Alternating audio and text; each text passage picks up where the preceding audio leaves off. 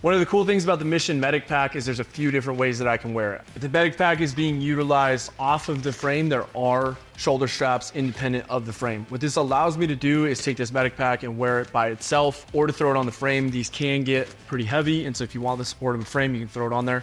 If you're utilizing other components of the Mission EMOD system, you'll need the frame to have them all integrate together. One of the cool things about the Medic Pack is that I can have it attached to the frame, zipped on as it would look like this. And I can also take my assault pack and piggyback my assault pack over the top of the Medic Pack, utilizing the buckles on the side of the frame itself. I'll talk more about the assault pack specifically in a separate video. Make sure you go watch that one. Getting into the actual design of the Medic Pack, we kept the profile very slim. A lot of the Medic Packs that you see on the market are very deep, and it makes it very difficult to sit in vehicles, maneuver through doorways and things like that. And working with medics from various units in the military and law enforcement and first responders, one of the things that a lot of people asked for was a more narrow and streamlined profile. And so we think that we accomplished that here. On the outside, we have two large pockets with some MOLLE on the front of them. The MOLLE, for example, would allow me to attach what would be like a quick tearaway medic pouch if you wanted something that someone could just grab full of tourniquets or for bandages in responding to hemorrhaging.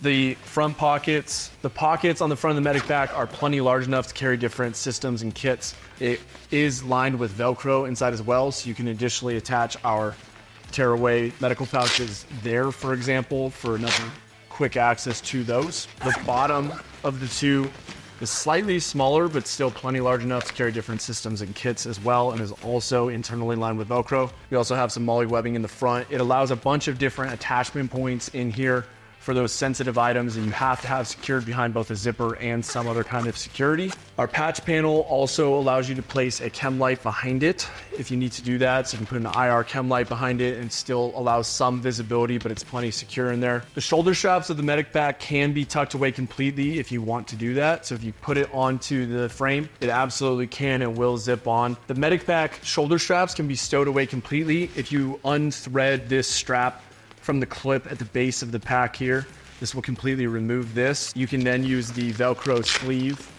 and tuck the Medic Pack's shoulder straps into that sleeve and get them out of the way completely so the straps aren't dangling and in the way.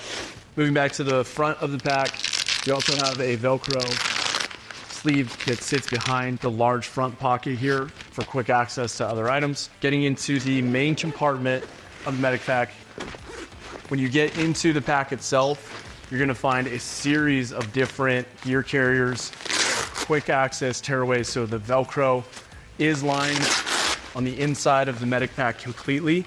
You won't find all of the different bandages and accessories that you're gonna see in the video here, tourniquets, things like that. But what you do get is 3 different types of inserts. All of them are gonna be Velcro tearaway, including the ones that you see here. The first is gonna be a simple mesh zippered pocket. This is great for items like scissors and longer items like needles. The other one is going to come with a little bit of shock cord and some elastic MOLLE-like webbing that allows you to insert different items behind those to remove those quickly, but also have a secure kit that I could easily toss to a buddy if I absolutely needed to, right? The last is going to be the mesh zippered pouch that you see here. This is primarily used for bandages and a little bit bulkier items that aren't as flat, which would work really well for either of these.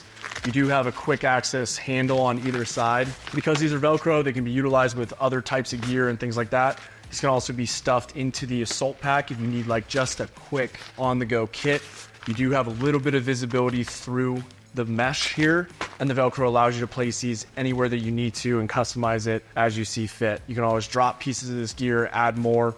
You can label these, so you see that we do have Velcro on the front. So for example, this is wound care, PPE and support. So someone who's not the owner of this kit can get into it and quickly find what they need. Inside, you're also gonna find different organization tools like the holes that allow you to run shock cord from side to side, so you can shock cord and compress down items for quick access. The single row of webbing also allows you to tie off, clip in, whatever you need for a few various attachment points. And again, like this entire system is intended, we want you to be able to take different pouches and other accessories from the system and use them as you see fit. So you could always put in various tearaway pouches. Keep in mind, while this has been an overview of the Medic Pack itself and just the Medic Pack and the various ways it can be worn or utilized, there's a bunch of different accessories that will integrate with the Medic Pack.